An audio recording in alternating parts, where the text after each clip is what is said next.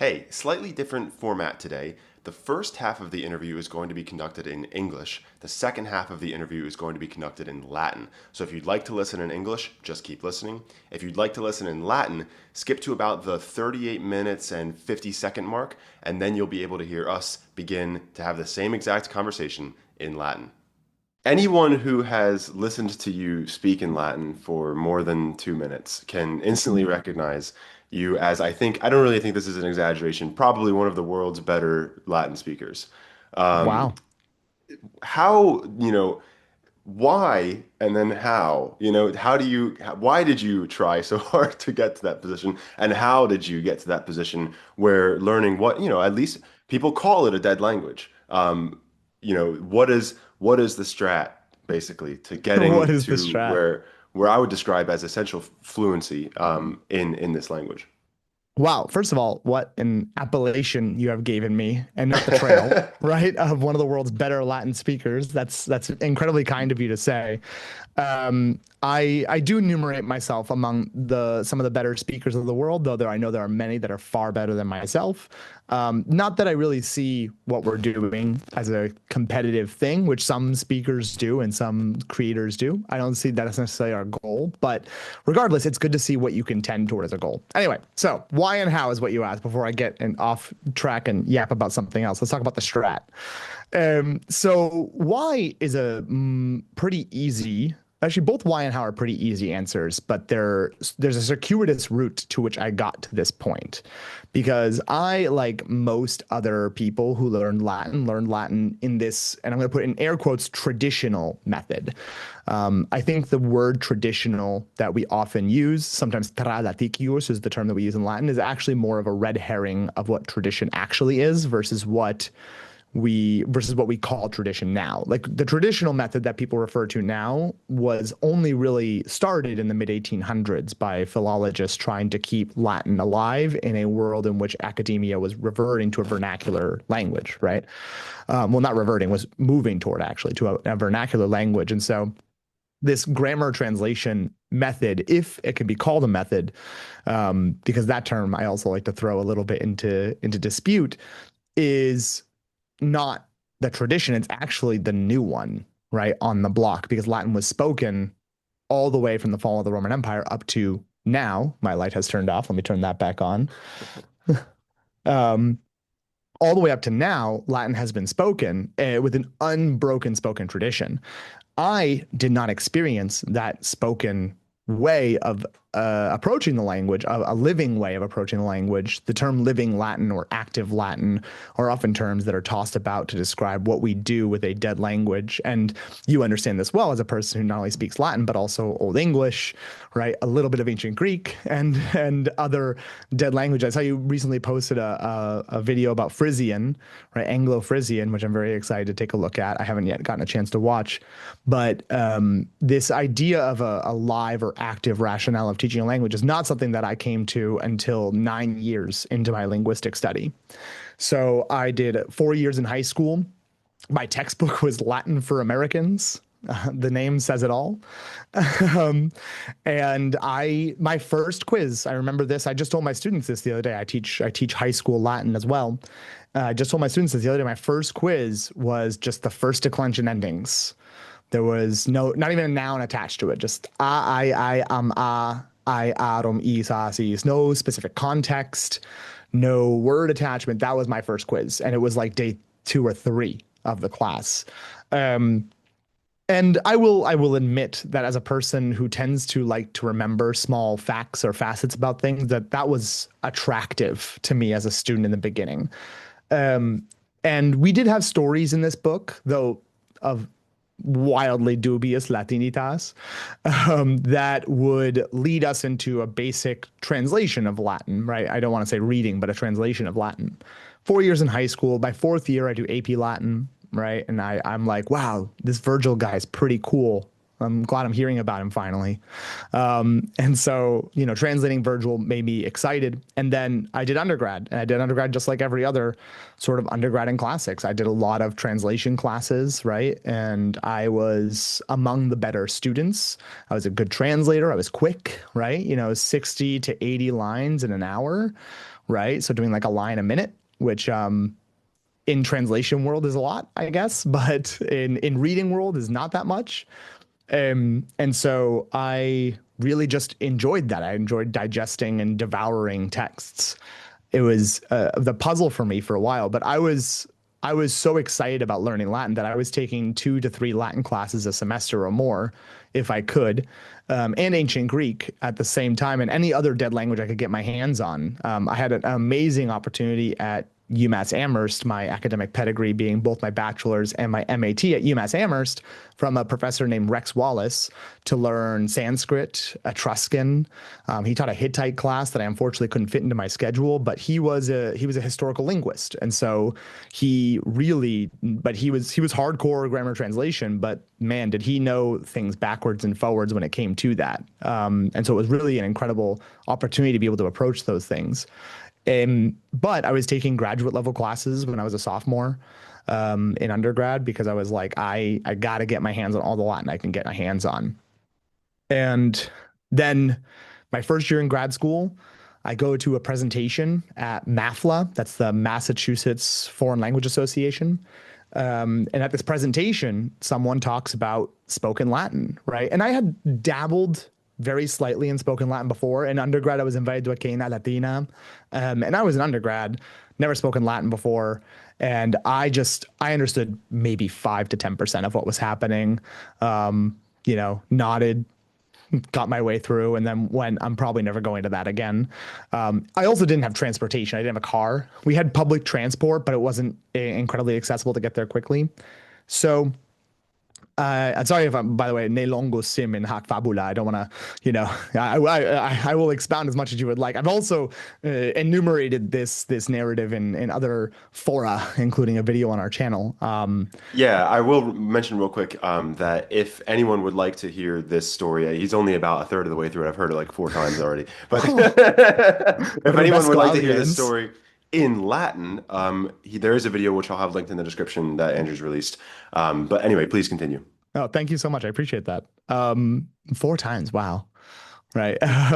Which I get. I will get to that point in a minute where I also voraciously devoured all the Latin content I could get my hands on, because that didn't change throughout my journey in spoken Latin. My interest in devouring, and I use the word devour purposefully, sort of as a metaphor, like heluari libris that we see in Cicero, right? Just completely consuming everything you can get your hands on. And so the spoken Latin dinner wasn't really for me. And then I'm like, that was pass. I'm fast forwarding back to MAFLA. There's this presentation of a spoken Latinist, and he's talking about how basically, like, if you don't do this, you don't actually know Latin. And there's sort of 2 ways that you can approach that as a person. You can look at that and humbly go, maybe I should check this out and see how I really learned Latin. That's not the approach I took, because humble was not what I was, right? I had the opposite reaction where I was sort of incensed at the insinuation that my 9 years of study and my 80 lines per hour, right, reading speed was not good enough, right? And I find that this sort of attitude also is just really bad at persuading people to do anything. Telling someone they're bad at something that they spent most of their life doing is probably not a great way to get people to do the thing you want them to do. And I remember I became the biggest enemy of spoken Latin you could find, right? I thought it was a waste of time. I thought I already can read so fast. So like, why would I need to do this? Like, you need to know your grammar inside and out. If you don't know your grammar, there's nothing that you can do, right? You can always look things up. All the different arguments you might have heard for why spoken Latin is not the thing to do. And then I wanted to study abroad. I wanted to go out. I never left my country. I'm a first-year graduate student. I never left the United States. We didn't have really the money growing up to be able to fund those sorts of trips. And there was an undergraduate program called the Centro that one of my professors tried to convince me to go to, but the cost was still prohibitive for me to be able to attend. So I was like, how do I get to Europe in a way that's cheap and effective? And the only program that could do that was Living Latin in Rome, offered by the Paideia Institute in 2016. And it was the least expensive option for traveling in Rome for the amount of time, right? The program was 5 weeks long. The program has since been reduced to usually 1 to 2 weeks. I think 2 weeks right now is what they're offering it at.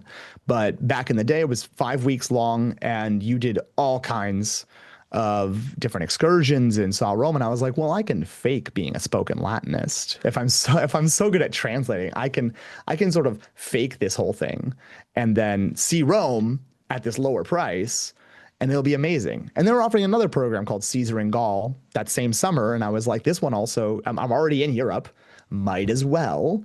And that one is not spoken Latin specific. That one is about, well, it's no longer exists, but that one was about sort of helping high school teachers see the AP curriculum in a different lens, because at that time it was Caesar and Virgil. It has since obviously changed to now Virgil and Pliny, with some possible miscellaneous things thrown in. I don't take that close of a look at the AP because I don't quite support it, but that's beside the point. We're going to put a pin in that over here and save that controversy for later. And so, yeah, so I was like, I'll go to Rome. And then, like, day like 3, I was hooked, right? Day like 3, I was hooked because the thing that this program had as a summum emolumentum, as the greatest benefit, was really that it wasn't immersion, right? I think if it had been immersion in the experience I had at Cana Latina, it would have been not like, it wouldn't have been the experience that I had. But because it had a blend of traditional and immersion, right? There was some like translation and stuff like that. Like, I had my chance to shine. Do you know what I mean? Like, there were still, like, I was like, oh, this is something I know I can do, tacked onto something I'm not sure I can do, right? Not to say that immersion programs are not the way to go, and we'll talk about that in a minute. But at that time, for me, that was probably the program that would have convinced me best, and it did, right? And it's really also due very greatly to the sort of sense of community, and I'm going to use purposely the word fraternity that I had with my roommates that I was with at that program, many of whom, actually all of whom, I'm still friends with and still talk to regularly. Michael Sweet, Meletus, right? Tyler Patterson, Imbrex, both of whom teach with us at Locke. Michael Lopiano, who right now has his own sort of channel called 21st Century Renaissance, and Teddy Chappell, who is a Renaissance scholar. So we all lived together in the same apartment, and everyone was gung-ho about doing the spoken Latin, and I wasn't initially, and then I was, and I became the biggest convert you'd find. And from that day, this gets less from the why to the how, right? From that day, I was like, everything that's not nailed down that's in Latin, I'm going to consume. If it has spoken Latin attached, I'm doing it, right? If it was an immersion program, I was going to find funding and go to it. If it was a book that I could read that wasn't literature, because I came back from the program and I was like, well, I've seen the light. The matrix is clear to me. So now I'm going to read Cicero. I sat down, and of course I couldn't read. I could translate a little more effectively than before, but I still couldn't read, right? And that distinction is incredibly important. I'm sure we'll talk about it later, I'm sure, when we talk about pedagogy and things like that. But the distinction between reading and translating is really important to understand, is that in the beginning they might look the same, but as we progress, they become wildly different. And I know you know this very well as a polyglot yourself. And so I really can't stress enough that, like, from that moment, it was excitement that led me through any barrier. I found the podcast Quo Modo Dicitur, which at that time was really in its infancy. It was only like 20 to 30 episodes in. In fact, Ilse, who is my wife, was recording an episode at Rusticatio, episode like 7 or 9 or something, while I was in Rome, in Living Latin in Rome. And so, like, those things happened. We started Latin simultaneously. She started at Salvi and I started at Paideia. And then Salvi and Paideia had sort of, at that time, a close alliance of sorts, I guess. Like, they used to send a Salvi representative on the Living Latin in Rome trips, which at that time was a gentleman named John Byron Cuner, Johannes Capellatus Latine Vocatur. And he was doing a Biduum Noeveracense. He was doing a weekend immersion event in New York. And I was like, I'm there. And I was, right? They did a weekend immersion event in Virginia. I drove the 8 hours by myself to go do it, right?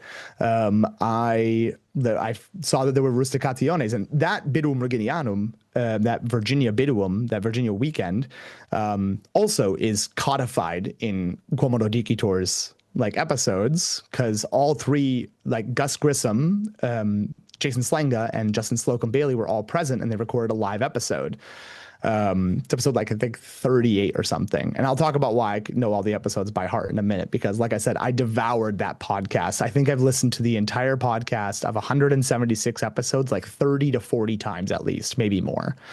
So when you said like, oh, I've heard your episode 4 times, I was like, oh, that's what I did. Right? Like it's just I every time I listen to it, I don't, not so much anymore, but at that time I found something new, and I found better comprehension, and I found a better ability to use structures that they were using. And so I recorded there live, and then I asked Justin Bailey, I was like, so there's these summer rusticationes, these rustications, these things you're doing, and there's an omnibus, one for everyone. There's a veteranorum for veterans. Like what one should I do? Right. And he was like, you need to be at veteranorum. Right. You need to be with the veterans. And I was like, that was my second immersion event ever. So I was like, I was dubious. I actually first asked if I should be at Tironum, the one for beginners. I was like, which one? He's like, you should be at veteranorum, no doubt. And I was like, oh, okay. But I had this lovely, like, sort of graduate school graduation gift from my parents that came in cash, and I used it to go to Omnibus and veteranorum. Right. I was like, well, I'm not sure I'm going to be ready for veteranorum, so why not both? And I went to Omnibus. That's where I met my now wife. Right. And immediately from that point on, I just fell in love with all things Zalvi and immersion. And I look back at my experience with Paideia fondly.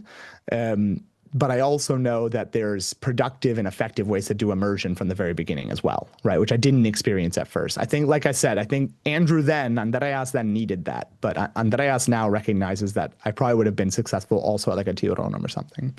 So then, yeah, I met my wife. Latin living was my thing.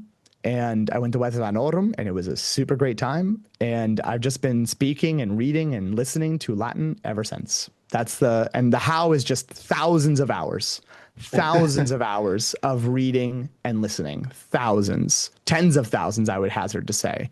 There were some days that I would listen to Latin for 9 hours a day. Literally just pop in my headphones on days that I had off from school or something. I would pop in my headphones, listen to Quomodo Dicitur, which was really the only podcast game out at the time. And then like Alexander Leonensis, Latinitium started to follow, and I couldn't understand Latinitium right away. Daniel Peterson was at that veteranorum that year, and like me pure dicere, like I'm a little ashamed to say, like I just avoided him because he was scary, because like he was the best speaker in the house, like him or Alexis Helmer. They were just like incredible, and I didn't always immediately understand. So I was like, I don't want to look like a fool in front of these like titans of Latin speaking. And so if Daniel's listening to this, like, sorry, man. But yeah, so that's my story in a nutshell. I hope I didn't abuse your patience in any way. But Oh no, not at all. I want to address one thing you kind of said at the beginning. You mentioned hit it. the quiz you had day 3 of the first declension endings, and the Yeah. kind of you said that it was attractive to you. I really commiserate with that, because I think that there is something Commiserate, such a great un, word. Sorry. it's almost unfortunate. There is something very romantic to the grammar translation, quote Hmm. unquote, method. Hmm. There is this sort of conception, and I think the popular understanding of ancient language learning, of this sort of like tired, like distressed student, like up at night, like at candlelight, translating Ovid line by line. And I think people actually want that. Yeah. Yeah. There are people who Now, do. Hmm. so the average viewer of this video might have interest in Latin, but will probably be more from a variety of old languages: Old English, Hmm. Gothic, Old Norse. Hmm. Um, what can you, and those communities are much less supported in Hmm. terms of speaking Hmm. than Latin. What can you say then against this sort of method of learning, if you want to call it a method at all? What is the actual like benefit to being able to speak and hear and understand spoken Hmm. language? Yeah, that's a really wonderful question. So you're talking against the translation method, right? The grammar Right. translation method. Yes, I just want to make sure. So I mean, the it depends ultimately on your goals. There are people for whom their goals are the ability to translate text. That's all they want. They don't want to read fluently. They do. Like there are people who actually desire that, or they're interested in etymology or any other sort of thing along these lines, right? And if that is your goal, then the grammar translation might be actually the quote unquote method for you, right? But if your goal is reading and the ability, and I'm using the word reading like on purpose, right? Then it simply will not get you to that end. Translation as a form, as a way of receiving language is pretty inefficient, for one. It requires us to think about language in a one-to-one circumstance in which that can't exist, right? No language, I mean, as far as I know, and I'm happy to be proven wrong, no language is able to have words that like always have one-to-one correspondence with never any variability, right? I just don't think that happens. Like if we express something in English or in Spanish and Latin, Old Norse, Ancient Greek, whatever the language we choose, right? There's always going to be a shade or a color that exists in the other language that doesn't exist in the first, or vice versa. And so the translation tends to require this idea that things are one to one, and that if there are multiple, then you just have to pick a different slot. Like if you go to the OLD, the Oxford Latin Dictionary, and you look up dicere, right? And you look at the 43 entries that exist for dicere, depending on the context. You're like the translation method requires that you sort of, as a flow chart, go to, you have your dicere, and then you scroll down until you hit your required thing, and then you move from that word to the next one, right? So it's cumbersome, it's slow. Additionally, like translation is not all bad. It's not like, it's often used as sort of a dirty word in second, and I don't want to say in second language acquisition, because it's actually not used as a dirty word in second language acquisition, but in a lot of these fields that are talking about how we learn living languages or live languages and so on and so forth, translation is often used as a dirty word, which it isn't necessarily. The foundational way that we human beings learn language, and this is pretty much all but proven, is through comprehensible input, right? And I know that's a buzzword, and it causes some people to feel sort of like, but what is that, and why are you talking about it, and so on and so forth. But because there are people that say like, but that method is slow. But comprehensible input is not a method. It's simply the process by which our brain encodes language. It just is. And the reason why it seems like to be part of the new wave of education is because SLA as a field is a baby, right? SLA as a field has only really been around for 50 to 60 years, maybe, which if you look at like any other scientific field, social or non-social scientific field, that is like literally basically like a month old in baby terms, right? It's so tiny. And so the body of data that we have is growing exponentially, just as babies tend to grow pretty quickly, but it's simply going to take time to grow. But all of the evidence is pointing toward this comprehensible input thing being the foundational task, the foundational way. And it's about understanding and prioritizing meaning over anything else. The grammar translation method tends to presuppose that the grammar is how meaning happens, when grammar is actually descriptive of already existing meaning, right? Grammar is what's imprinted on existing language, not the thing from which language springs. And that's where the grammar translation method really falls apart. Like, the amount of times that I, as a learner, or when I had students using grammar translation, could parse a verb and tell me every aspect of it, except for what it meant, tells us that we're prioritizing the wrong thing. Like they could tell me it was subjunctive, optative, depending on what language we're talking about, so on and so forth, but they just couldn't tell me it means want, or it means says, or it means happy, which obviously doesn't have optative attached. But anyway, you get the idea. Like, the idea that grammar springs language and not the other way around is a big fault that I find that exists often in grammar translation fields. How can you create language without an understanding of this grammar, when the grammar is what your brain creates or imprints upon an existing linguistic form that is centered entirely around meaning. So translation can serve a purpose when it's about establishing or connecting meaning. Like if you're looking at a Latin sentence and you don't know, let's say the word, let's say you don't know the word oppido as an adverb, right? The word oppido as an adverb, which like is it's pretty rare, right? And most people will look at it and think that it's a town, but it's not. Oppido can mean walde, like a lot.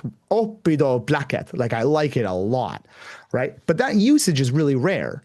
And so sometimes the context will tell you that, sometimes it can't, right? And because you don't have rich examples of oppido being used in that way, it might be just more beneficial to seek a dictionary and look up and see that, oh, that can exist. Okay. And that is your meaning connection. And then when you read or listen, right, the word oppido showing up in that way is not a foreign notion. And that translation is what made that happen. Sometimes translation is the most effective and quick way for comprehension. It really is sometimes. Sometimes it's not. And more often than not, it's not. But especially for small words like transition words, connectors, things like that, like tamen, you can guess at meaning a lot and it comes up all the time. But sometimes it's beneficial just to know it means however or nevertheless, whatever it might be. So that's where translation can be beneficial. But if you're not privileging meaning, if meaning is not your goal, and that's where reading really comes in, and even translating, right? Prioritizing meaning over form, then you're not doing a language task anymore. You're doing a computational task. You're doing a computational linguistic task, which is not the same. It's not the same goal. Like I said, if you're reading, it doesn't work. You have to prioritize meaning. And that's what comprehensible input is about. It's about listening to and reading messages that you understand, the meaning that you understand, in vast quantities and with pretty high levels of comprehension. Never total comprehension, right? Because if you're always reading things that you already understand, then you're not actually going to linguistically grow. But that doesn't mean you can't listen to things you already understand for different purposes, right? This is something that I think we often lose sight of as language learners. Like, it's okay to read a book that you understand everything in because you are excited about reading that book, just like we do in English, right? I don't necessarily pick up a novel because I'm excited to learn a new English word, right? Maybe I'll pick up, I don't know, Dostoevsky to learn something new, but I'm not picking up, Lord of the Rings necessarily to learn a new word. I'm doing that because the stories, although that's obviously a great example. Yeah, I was about to say my English gets much better every time I read Lord of the Rings, honestly, without that a is doubt. true. I think it's just because I know Lord of the Rings so well that comes into my head as an example. But like more, Harry Potter, like a pop fiction book, right? Because Lord of the Rings is certainly not pop fiction. But yeah, like picking up a popcorn fiction book and then, that's not the goal is to be delighted, right? And you probably will internalize stuff as well. And I think people don't also realize exactly how much you have to internalize. Like I also read Lingua Latina per se illustrata by Hans Orberg, the very, very common sort of go-to everyone tells you to read book that, while I do purport as sort of the best Latin textbook that exists out there right now, is also still deeply flawed with respect to language acquisition and with respect to a number of other items. But I read that book like 40 times, right? And every time I did start from chapter 1. And people and I'd already learned Latin for 9 years and I was reading Lingua Latina and I started from chapter 1. And people ask me, why did you start from chapter 1 every time? Like, don't you know that Roma in Italia est? Right? And it's like, yes, I do. But the level of care that Orberg took to write that, to be Latinate, means that there were things that I was internalizing that were beyond surface meaning, the word order, or even acquisition of features that are simply not common in English, like the acquisition of numen nonne being present. Like I could have read those all the way through, but still, like those are things that because of their alienness to our own sort of first language, it's not something that they're usually late acquired, right? Or at least that's my observation. We don't have a lot of data for the rate of acquisition of those sorts of things because of they're in ancient languages, but we do have data for rate of acquisition of things like cases, right? Cases are late acquired in native speakers. We see that because studies are done on existing case languages like Russian. Like case usage with accuracy is sometimes acquired as late as 6 or 7 and that's like super late acquisition. So anyway, comprehensible input is sort of the foundational way that we have to learn languages, and that's by interpreting meaning. It's about interpretation of meaning, not interpretation of form.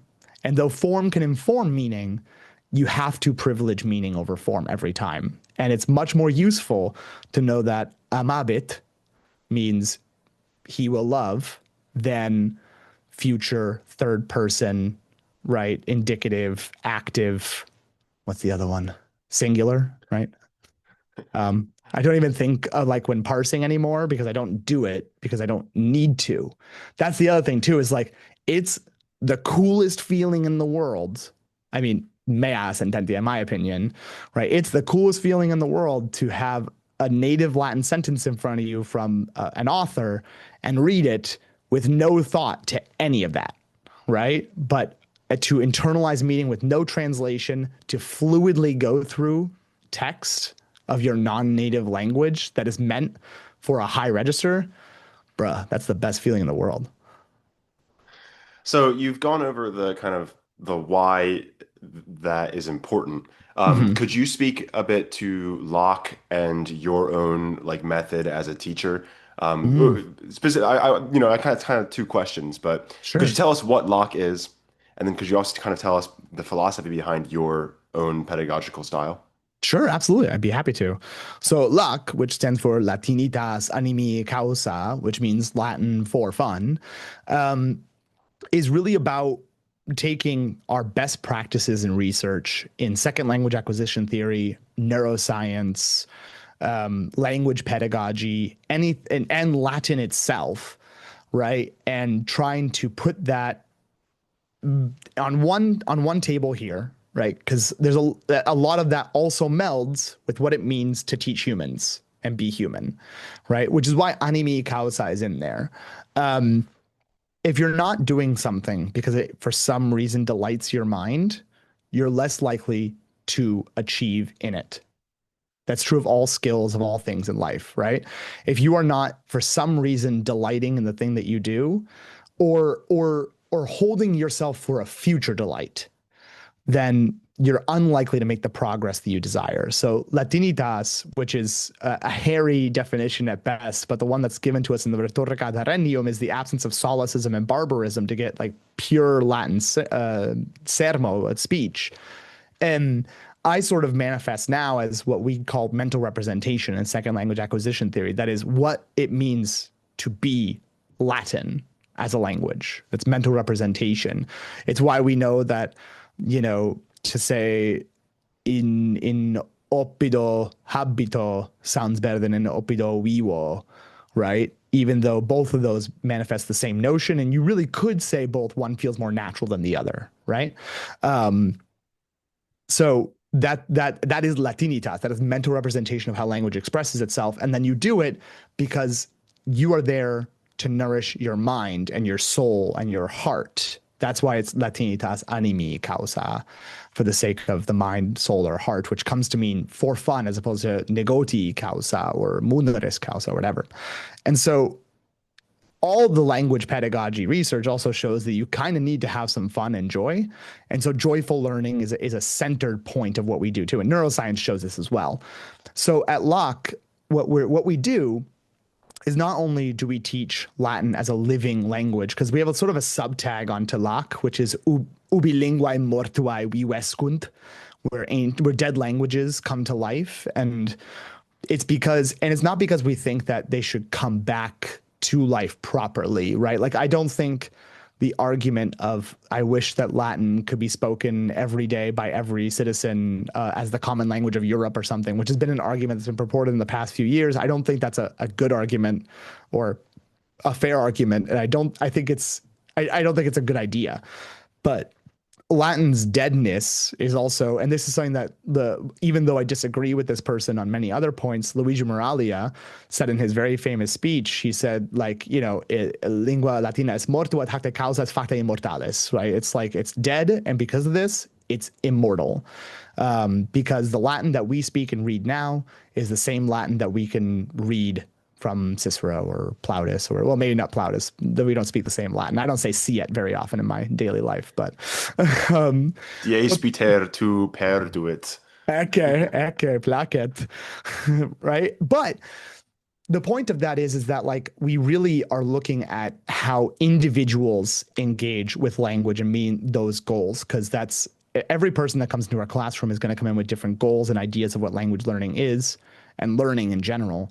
And our job and what we really focus on is creating materials, and we focus on offering courses that serve the human brain in learning what has very traditionally been taught counter to how the human brain learns.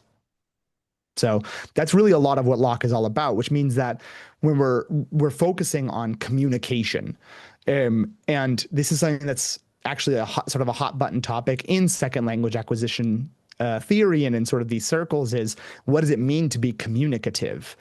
Because and I have this debate with my colleagues at times as well, who are living language teachers who are not teaching communicatively, because it's not necessarily communicative to ask what time someone went to bed last night, right? If you're doing it for the sake of language practice. If language practice is your goal, that is a non-communicative task. That is a linguistic task. If your goal, and if you're talking about when to go to bed last night, because like, so this happens to me every day. I'll talk to my students, be like, "Hey, so how are you doing today?" And they're like, "Oh, I'm kind of tired." I'm like, "Oh, well, when did you go to bed?" Right? And they're like, "Oh, I went to bed at like 1." I was like, "Well, why'd you go to bed at 1?" Right? And this is all in Latin. And they're like, "Well, I had homework." It's like, "Oh, you had homework? Oh, that's rough. What class?" Right? The goal is not language practice. The goal is to talk and socialize, and that is a communicative task. And there's other communicative tasks that we can engage in, but Locke centers communication, which is why Remdene focuses on that as well.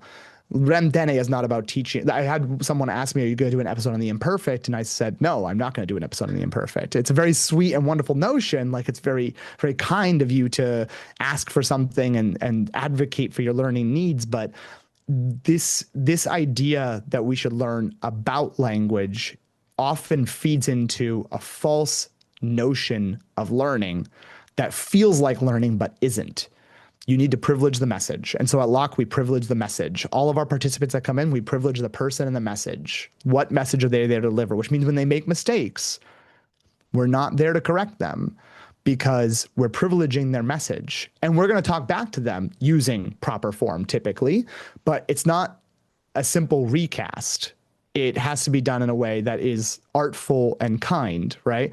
Recasting is when someone says, they'll say like, "Oh, I sleep 8 hours yesterday." And then the recast is, "Oh, you slept out 8 hours yesterday." That's a recast. That's a correction, right? But a different way to do that is, "Oh, you slept, say, 8 hours yesterday? That's fantastic. Don't you normally sleep like 6?" Right? And that is now a communicative task. Again, it's not correction, but correct form was used. It's about privileging message and privileging person. And that is always going to create a better language learner. Couldn't have said it better myself. Folks, the Latinitas Animi Causa fall courses are now live. I'll have the link to those in the description as well. And you know what? I'm going to put in the pinned comments too. Loads of Latin courses. And we've also Mm-hmm. got Ancient Greek, and then I'm teaching Old English as well. So Yeah. check those out. All right. I think now is probably a good time, ni fallor ut pergamus vel incipiamus Latine loqui. Ergo, si tu, o spectatore, spectator, o spectator, nescio, Ito spectator, ito bene o habet. spectator, bene. Si tu hic nuper advenisti, omnino incipiamus Latine id est omnem sermonem Latine iam iterum habeamus Mhm. ergo Andrea dua rogata, quomodo et cur. Tu tam bene iam Latine loqui potes, ergo dua rogata sunt mihi, quomodo potes, tam celeriter, tam bene Latine loqui, et cur incepisti. Bene, benine rogasti, et utantea, et iam tibi gratias agam pro ea appellatione, pro eo quod me appellasti, hominem qui expedite beneque Latine loqui posset. Iam nos spertamus ad sermonem ipsum, quem optime ite induxisti, Latinum de eo quomodo sic huc pervenere ad tantam ut dicis tu Latine eloquendi facundiam et facultatem et cur et adductus sim ut Latine loquerer ergo rem habe rem accipe domine ego parvulus puer in nonni gradus et ingressus sum in scholas linguae Latinae et ego docebar, ego doctus sum, eodem modo atque multi alii qui primam linguae Latinae notitiam habeant, id est more qui dicitur, qui appellatur, qui vocatur tra laticio, id est secundum quandam vanam traditionem, nam digo etiam hanc vocabulum traditionem, fortasse non esse optimum potius quo uti possumus ad describenda ea quae agamus saepe et egerimus his in scholis nam ut ante etiam dixeram saepe fit ut homines censeant id corregatur id quod proehatur his in scholis id est de eo ea methodo eo more docendi tra laticio per grammaticam et versionem o conversionem interpretationem esse vere pristinum, dicamus, modum pristinam methodum qua linguas doceamur, sed hoc plane falsum est. Plane falsum est, nam ita lingua latina loquebantur homines inde ab casu imperii Romani occidentis qui quod dicitur usque huc temporis suffuerunt homines qui ut rem communicant Latine loquebantur. Halte causa saepe quasi titubo, dubito, haesito, dicere hunc modum, hanc methodum vere esse tra laticiam. Sed ego doctus sum ita. Doctus sum et ut multiam docti sunt. Ego bene et memoriter hercle edescebam omnes vocabuli terminationes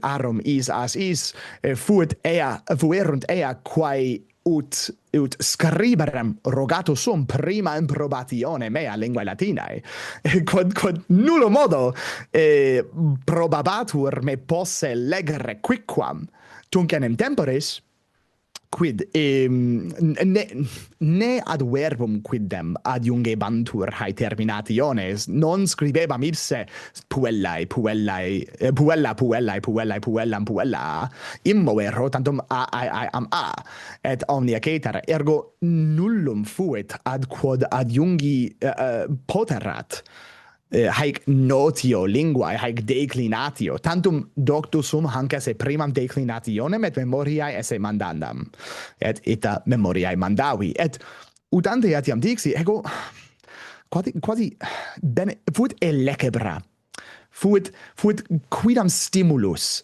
qui me aducebat prorsus ut linguam Latinam discerem, sic videbatur satis pulchrum posse omnia talia recitare et linguam discere posse. Nam etiam tunc temporis linguae apud Luceum meum quidem offerebantur prorsus vivae nisi lingua Latina, et ite etiam morre mortuo docebatur. Tu videres aliquititurus dicas queso? Et volebam hoc dicere quod omnino consentiur est aliquod in hoc est aliquod nescio quod sed est aliquod quod amoro placet est vero.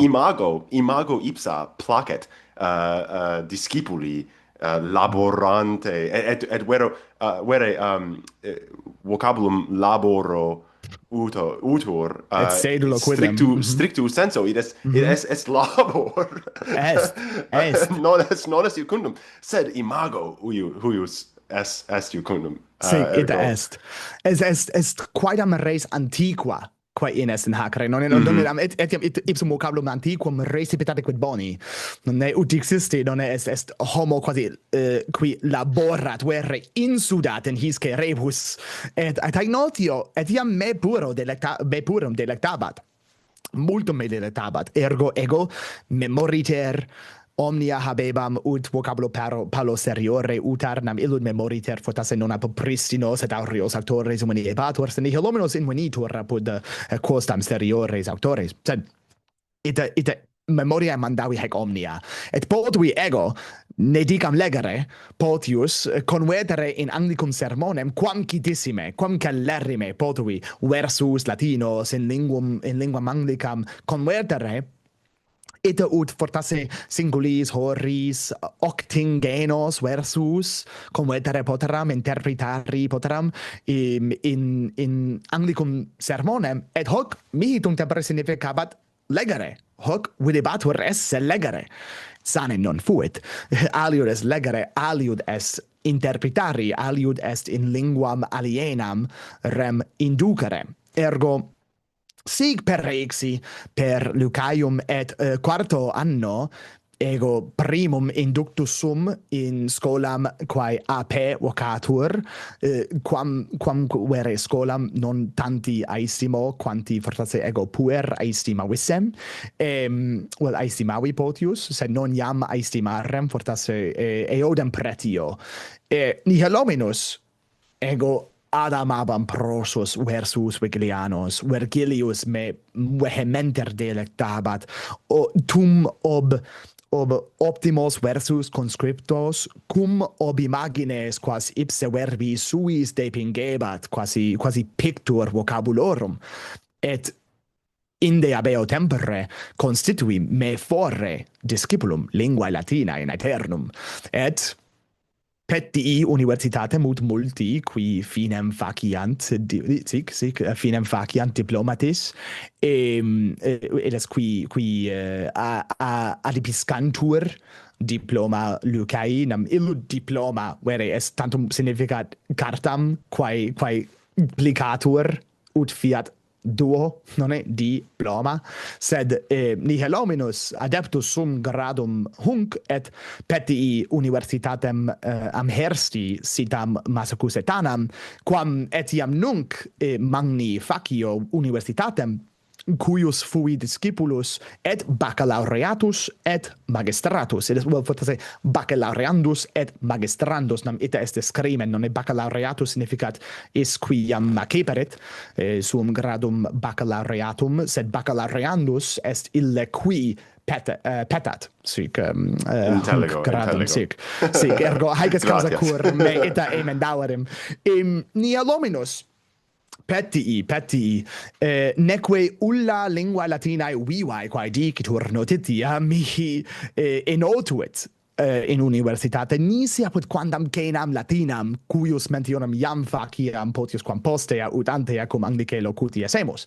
Sed ego invitatus sum a benignis dico hominibus ut latine cenarem. Tunc temporis, numquam latine sum locutus, tantum convertebam versus latinos, lineas latinas in anglicum sermonem. Fere nihil intellexi, minima pars, fortasse decima pars totius sermones mihi nota erat, vel mihi intellecta erat, ut ita dicam, et ego rogatus sum exemplicatia ut responderem quibustam rogatis, et multum annui neque quicquam intellexi, et caput quatiebam et movebam ut quandam intellectum rei ostenderem, sed nihil intellexi prosus.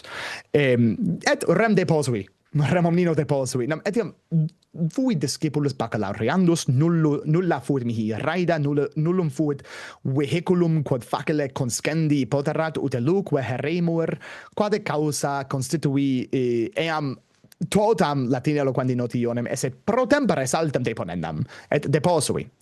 Dein sane ego baccalaureatus gradum magistralem petii, etiam apud eandem universitatem, et gradus hec vocatur MAT, agitur de arte docendi, est gradus magistralis artis docendi, MAT, magistralis artis docendi, MAD, fortasse latine. Nihil hominus petii, et dein ego ne dicam coactus sum, sed nobis mandatum est ut adieremus commenteculum massacus et tanam linguarum peregrinarum quod mafla vocatur Anglicae, et apud illud commenteculum fuit quidam qui latine loquebatur, qui volebat ut mihi visum est persuadere aliis hominibus ut in eundem docendi modum inducerentur. Et ille dicebat, negabat prosus nos linguam latinam intellegere posse vere nisi loquendo. Ego, quiam satis doctus eram puer discipulus, fortasse adolescens teneris aetatis, vidi duas ante me vias patentes, quarum altera fuit quasi humiliter remacipere, et dicere, fortasse nescio linguam latinam, quam viam non secutus sum. Ego prosus aliam viam secutus sum, sat superbus mihique glorians, dicens et prosus negans etiam, hoc verum esse, ego, qui ciceronem legere ut ita dicam potui, nescio linguam latinam? Au faramus haec. Et ego abstuli de omnino ablata sunt haec. Et negavi linguam latinam disci posse nisi per grammaticam et per commersionem et interpretationem in anglicum sermonem. Negavi quemquam vere posse latine loqui, negavi quicquam emolumenti esse in latine loquendo. Sane latine loquoriam, ergo quodammodo deceptus sum hac notione.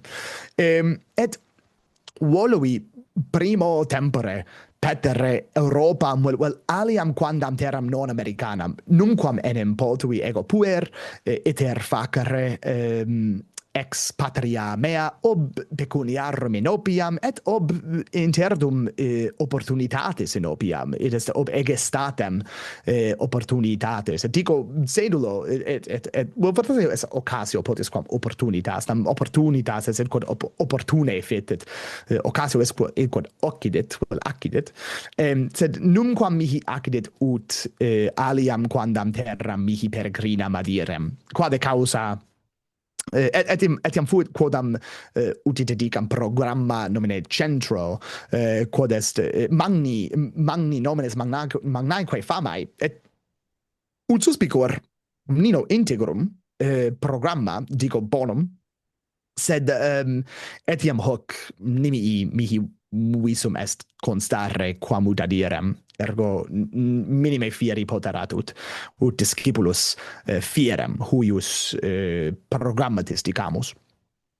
Sed primo anno expleto magistralis gradus petendi fuerunt quaedam opportunitates dico quae mihi oblatae sunt ad Romam petendam.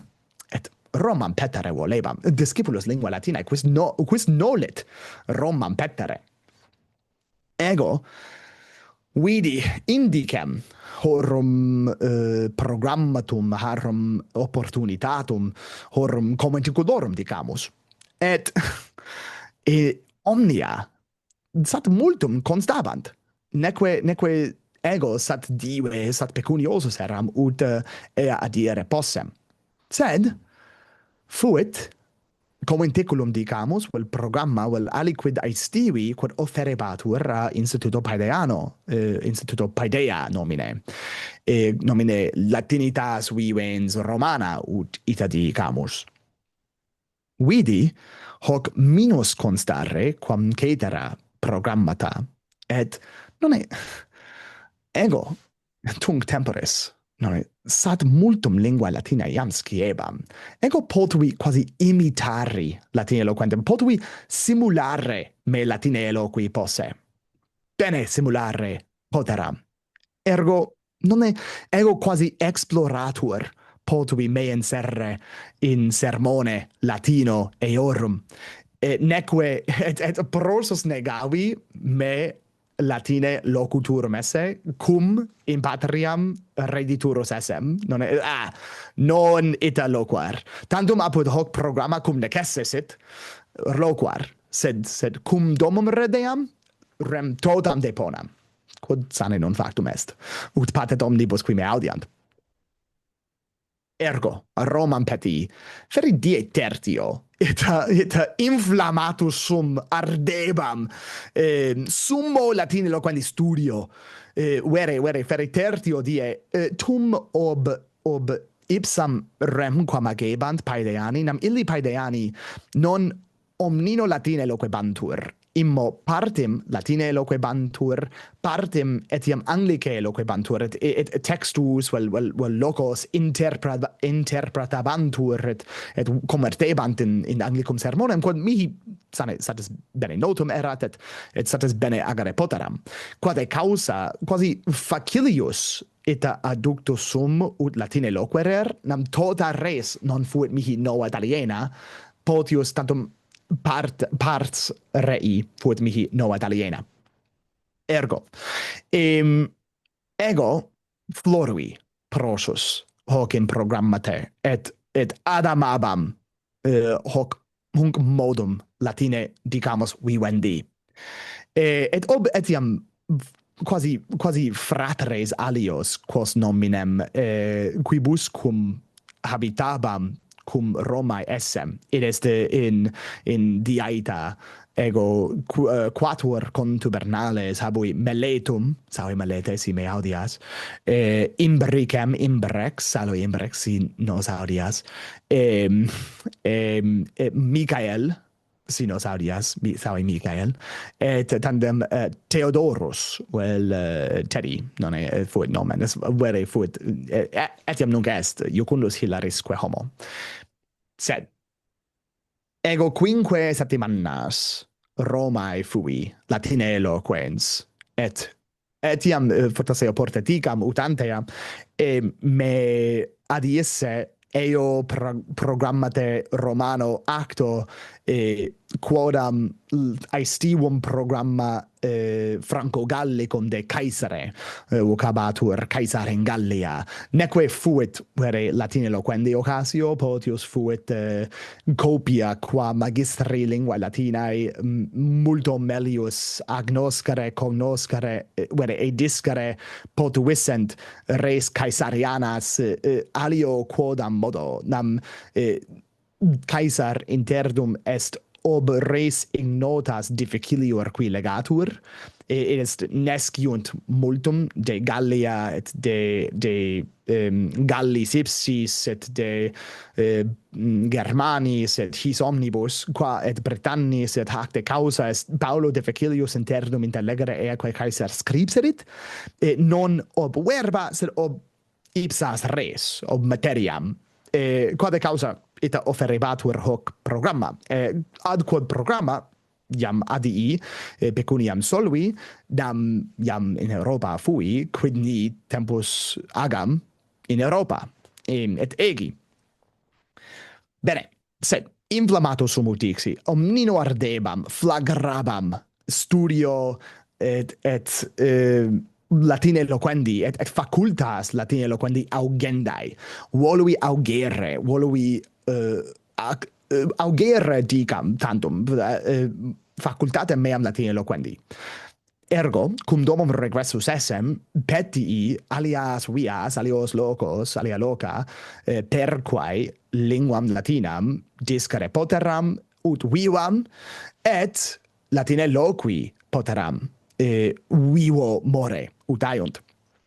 Et audivi esse quodam programma dicamus quodam commenticulum latinum biduum noverecense quod oblatum est ab societate mihi tunc temporis ignota Salviana et dicam hoc fuit olim quaedam societas inter institutum Paedeanum et societatem Salvianam ita ut singulis annis quotannis magisteri Salviani mitterentur Romam una cum instituto Paedea et ea aestate qua aderam ipse fuit magister nomine Johannes Capellatus John Byron Cuner Anglicae vocatur.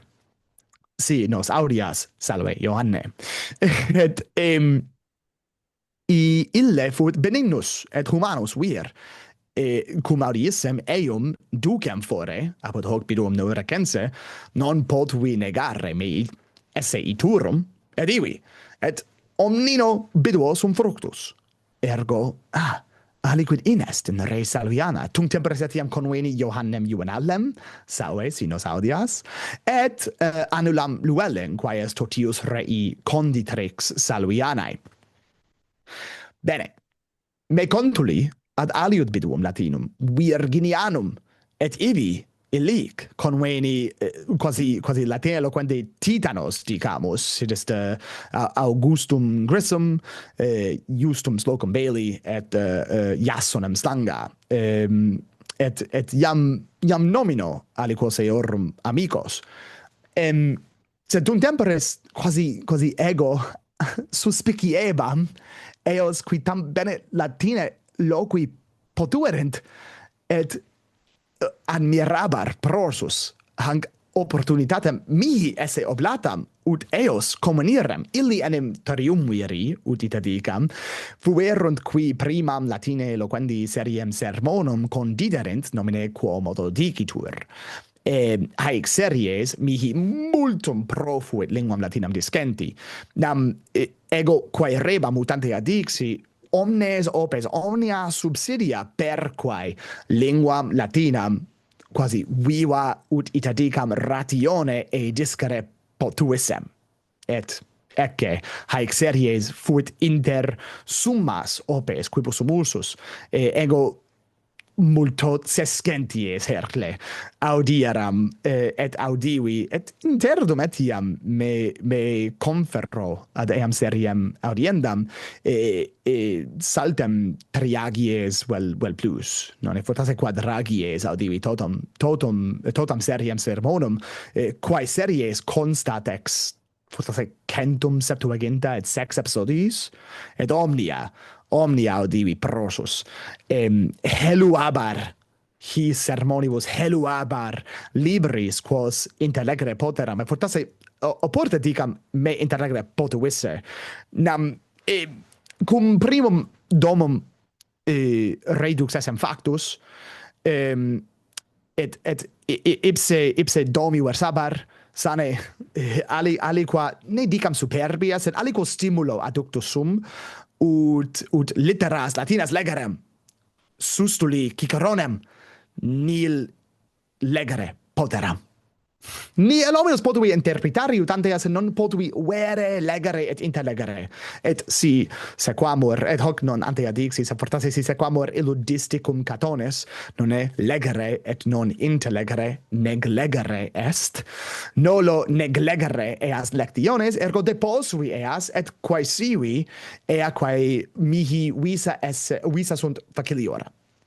Ergo, faciliora legi, faciliora audiebam, et quando cumque audiebam, et legebam, ea quae faciliora haberentur, anima verti me aliquid novi didicisse aut de lingua Latina, aut de vocabulis ipsis Latinis, aut de syntaxi Latina, aut de quodam vocabuli colore, dicamus, quod etiam nisi valor sensus huius vocabuli etiam polebat apud varronem, eris varro etiam utebatur hoc vocabuli sensu colore ad ea subtiliora vocabuli intelligenda. Nisi fallor apud varronem, sed fieri potesut potius inventum sed apud quintilianum intertum cum eos legam confundo locos nam saepe eandem materiam tractant sed satuperque de his grammaticis bene omnia feci et tum biduo virginiano acto quod biduo virginiano etiam memoriae quodammodo proditum est apud episodion duo de quadragesimum seriei quomodo dicitur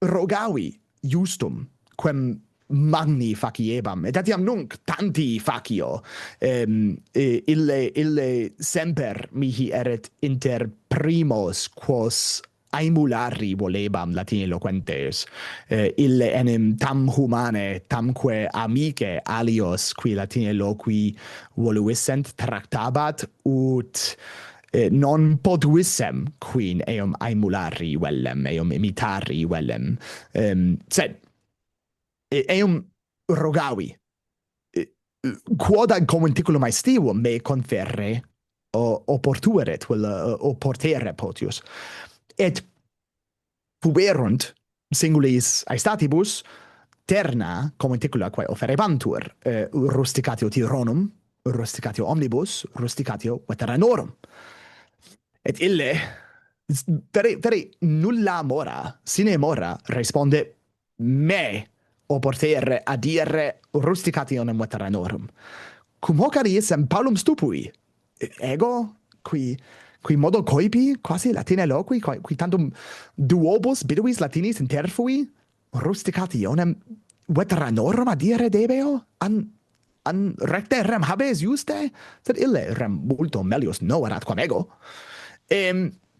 quade causa nomen dedi rusticatione veteranorum et vere rusticatione omnibus ne quodammodo oleum et operam perdam id est nolui et haec est locutio vade poceram oleum et operam perdere est quasi cum elaboraremus in re non efficere ut omnia dimiterentur ergo nolui igitur exam gratia adire rusticationem veteranorum videre me non esse tam veteranum quam alii putant et nihil intellexisse et abire quod causa et rusticationem veteranorum et rusticationem omnibus destinatam adii et vere felicissime ita accidit ut hoc facere nam apud rusticationem omnibus destinatam conveni Ilsam quae iames mihi uxor numquam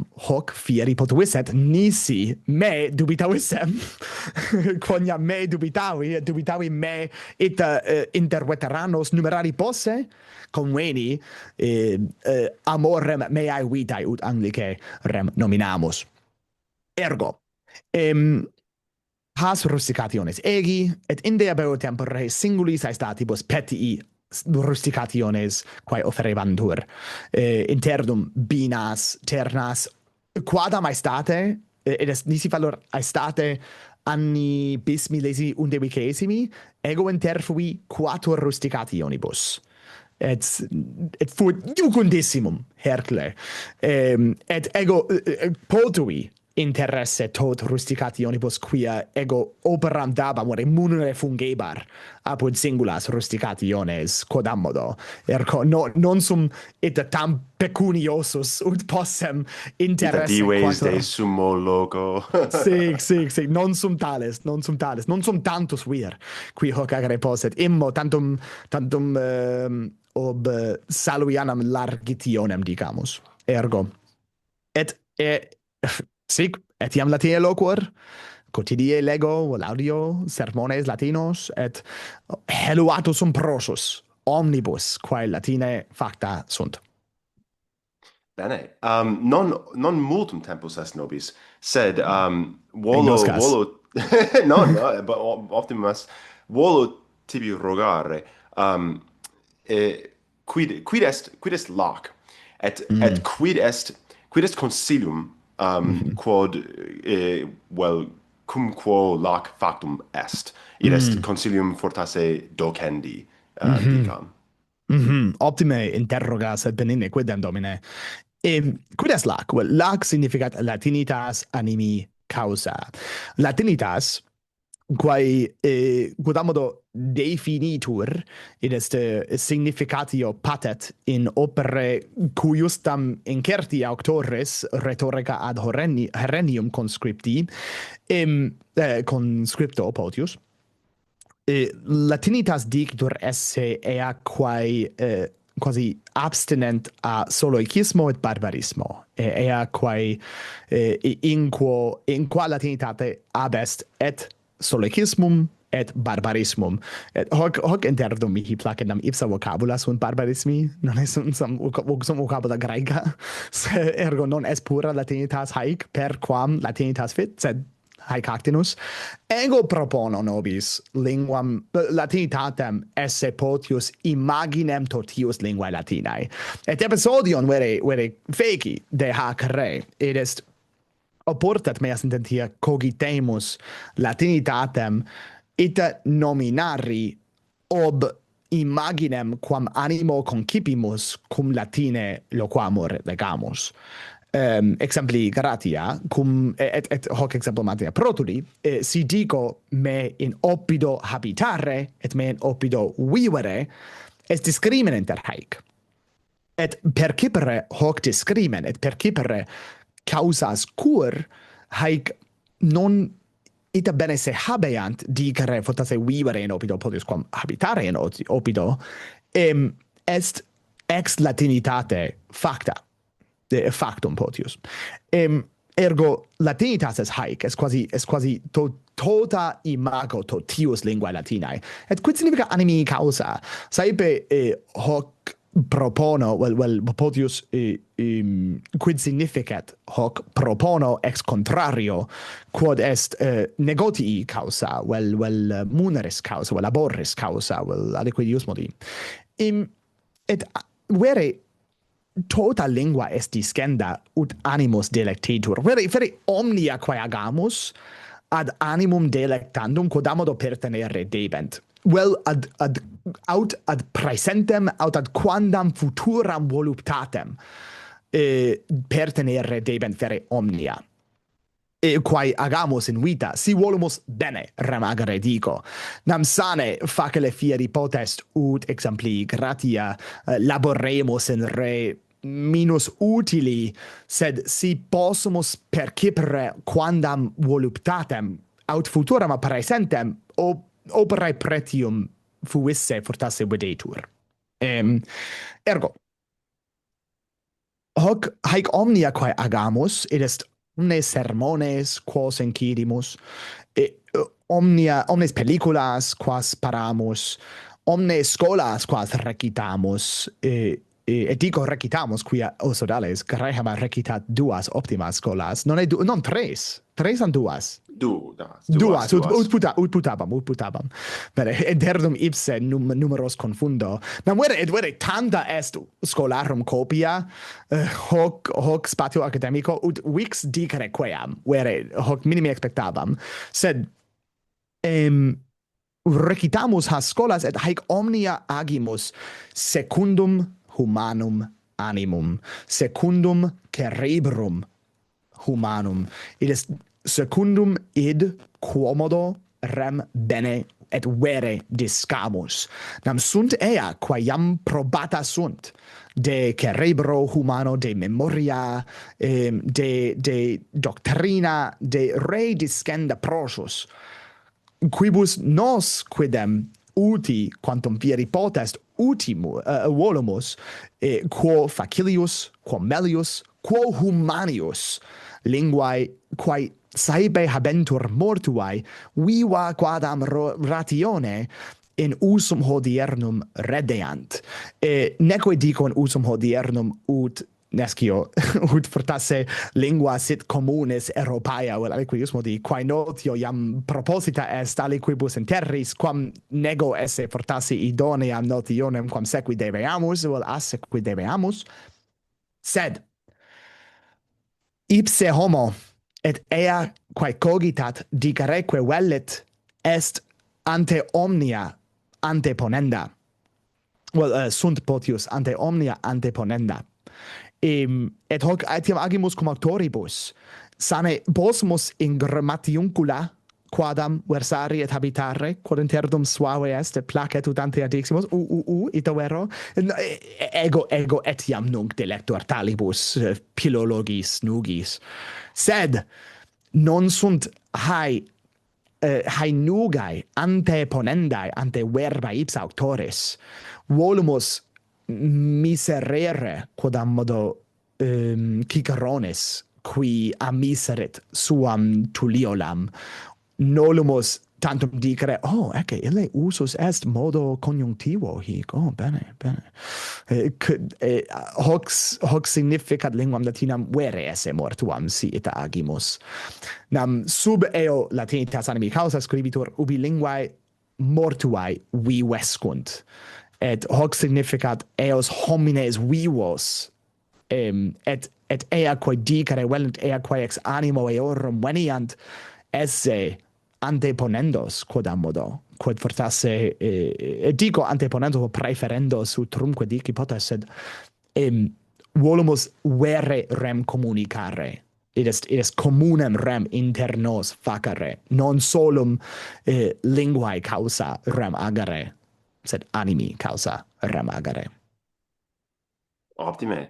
Et hae scholae possumus nomen dare et scribitur in quid est commentario. Sì, che descriptione Commentaris fortasse.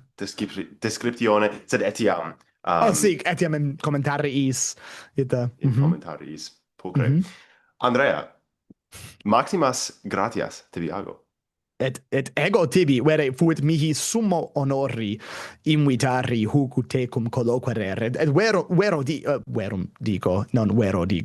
dico, fuit mihi summae voluptati tecum colloqui tum andice cum Latine, et ita loqui de hit rebus nobis scio caris.